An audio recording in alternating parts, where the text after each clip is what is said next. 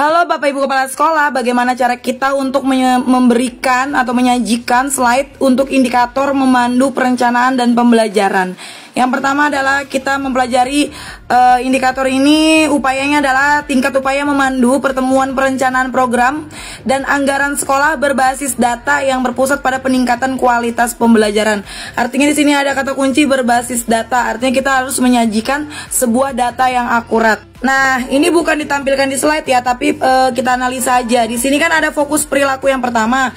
Kepala sekolah memimpin diskusi dengan fokus pada pencapaian tujuan yang ditetapkan secara efektif.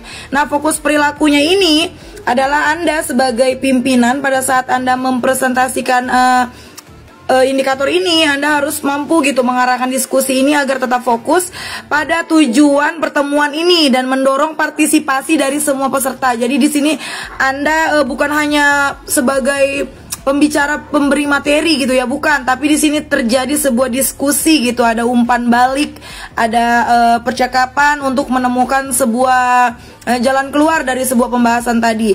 Lalu Anda mampu memberi ringkasan yang jelas dari hasil pertemuan dan tindak lanjut yang diperlukan ke depannya. Fokus perilaku yang kedua, kepala sekolah menggunakan hasil analisis data sebagai dasar pengambilan keputusan terkait rencana pembelajaran. Nah, di sini kepala sekolah ini mampu mengkomunikasikan gitu ya kepada audiens Anda gitu, rekan-rekan guru dan tenaga pendidik, bahwa saat kita melakukan perencanaan program ini gitu, ada temuan baru gitu. Temuan barunya apa? Yaitu kita menggunakan data raport instansi kita yang kita tarik atau kita unduh dari PMM kepala sekolah gitu ya. Makanya di sini poin-poinnya fokus perilakunya mengevaluasi keputusan yang dibuat dan bersedia menyesuaikan rencana berdasarkan data baru atau tren yang muncul gitu. Di sini mengkomunikasikan temuan dan data secara jelas kepada semua pemangkunya. Jadi jelaskan bahwa ini ada raport pendidikan kita, instansi kita yang telah lengkap di platform PMM. Di sini Anda jelaskan bahwa di sini ada kejelasan situasinya, kalau ini baik literasinya namun numerasinya kurang.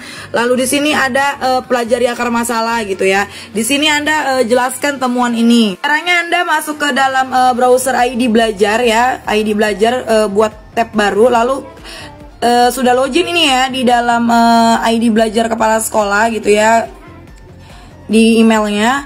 Lalu klik raport pendidikan Kemendikbud. Nah, di sini langsung tampil raport pendidikan Anda gitu tampilannya. Lalu Anda ceritakan bahwa ini yang saat ini terjadi pada instansi Anda gitu. Ini keadaannya. Di sini kita bisa mempelajari akar masalahnya. Anda ceritakan. Namun di sini bukan hanya sekedar tampilan seperti ini. Ada namanya unduhan. Nah, lalu Anda bilang akan ada data yang lebih akurat lagi berupa data Excel. Nah, setelah diunduh, Anda buka unduhannya.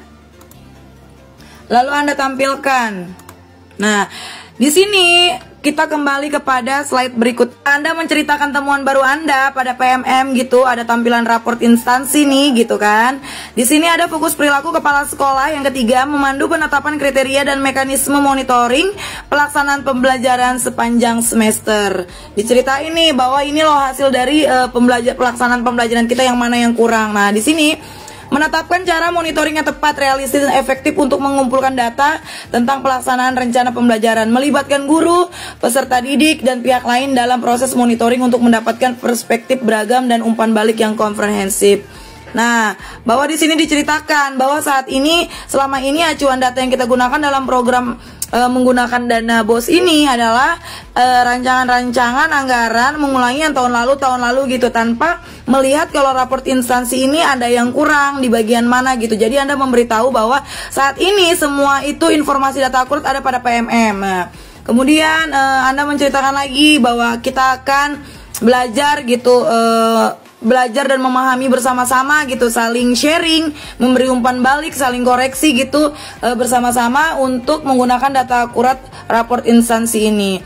Nah, setelah Anda menceritakan tujuannya di situ, bahwa kita akan melakukan refleksi lagi gitu dalam program yang kemarin untuk kita ganti ke temuan baru ini gitu ya, menurut saya. Jadi nanti selanjutnya pada pembahasan slide yang diisi di PMM, Maka itu Anda menjelaskan bahwa di sini tantangan Anda adalah kurangnya pelaksanaan dengan menggunakan data raport instansi. Oleh karena itu saya perlu dalam memahami perencanaan berbasis data PDB ini gitu.